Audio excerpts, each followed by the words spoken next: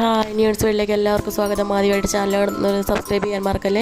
ഇന്നത്തെ നമ്മളുടെ വീഡിയോ എന്ന് പറയുന്നത് നാരങ്ങ അച്ചാർ ഇടുന്നത് എങ്ങനെയാണെന്നാണ്. അപ്പോൾ ഇതാണ് ഞാൻ കുറച്ച് തിളച്ച വെള്ളത്തിലേക്ക് നാരങ്ങ ഇട്ട് നന്നായിട്ടൊന്ന് വേവിച്ചെടുത്തിട്ടുണ്ട്. ഇനി ഇത് കട്ട് ചെയ്തെടുക്കാം.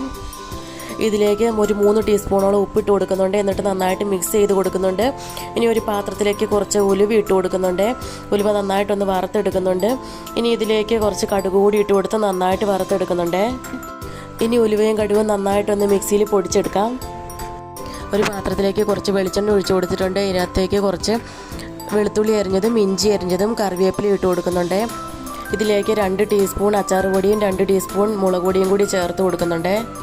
പൊടി ചെറുതായിട്ടൊന്ന് മൂത്ത് കിട്ടിയിട്ടുണ്ട്. ഇനി നമുക്ക് അരിഞ്ഞു വെച്ചിരിക്കുന്ന നാരങ്ങ ഇതിലേക്ക് ചേർത്ത് കൊടുക്കാം. ഇതിലേക്ക് കുറച്ച് വെള്ളം കൂടി ചേർത്ത് കൊടുക്കുന്നുണ്ട്. അതുപോലെ തന്നെ നമ്മൾ പൊടിച്ച് വെച്ചിരിക്കുന്ന ഉലുവപ്പൊടിയൊക്കെ ചേർത്ത് കൊടുക്കുന്നുണ്ട്. അതുപോലെ തന്നെ കുറച്ച് വിനാഗിരിയും കൂടി ചേർത്തിട്ടുണ്ട്. അപ്പോൾ നമ്മുടെ അച്ചാർ റെഡി ആയിട്ടുണ്ട്. എല്ലാവരും ഒന്ന് ട്രൈ ചെയ്ത് നോക്കുക. അടുത്ത വീഡിയോയിൽ കാണുന്നവരെല്ലാവർക്കും ടാറ്റാ.